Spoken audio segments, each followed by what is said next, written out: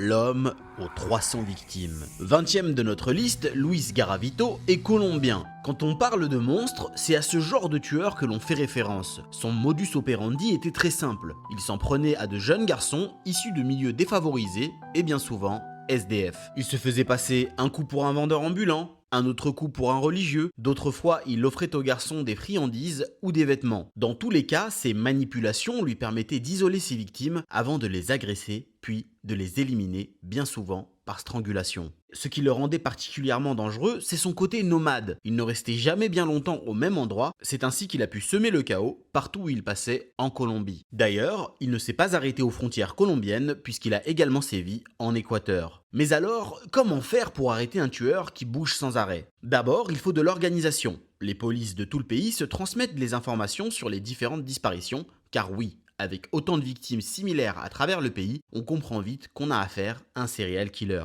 Ensuite, c'est un peu bête, mais il faut de la chance. Et la chance de Garavito, elle, va tourner en 1999. Alors qu'il tente de s'en prendre à un adolescent, celui-ci est aidé par un autre garçon. Et les deux parviennent à s'échapper. Évidemment, la police est prévenue et Garavito est arrêté. Les autorités vont trouver de nombreuses preuves matérielles liant Luis Garavito à différentes disparitions. Face aux preuves, Luis passe aux aveux et confesse avoir commis 114 crimes à travers tout le pays avant d'en avouer d'autres par la suite. Évidemment, face à l'un des plus gros tueurs de l'histoire de notre planète, la justice colombienne avait décidé de condamner Luis Garavito à une peine symbolique et particulièrement précise de 1853 ans et 9 jours de prison. En réalité, la peine maximale en Colombie n'étant que de 40 ans de prison, c'est à cette dernière qu'il a été vraiment condamné. Après 24 ans passés derrière les barreaux, il est libéré par la vie, parce qu'il s'éteint des suites d'une longue maladie. Je pense que je n'ai pas besoin de vous demander si vous voulez une version longue pour ce tueur, car je me sens obligé d'en parler dans un long format, tellement c'est surréaliste. À demain pour une nouvelle plongée dans le monde absurde des serial killers.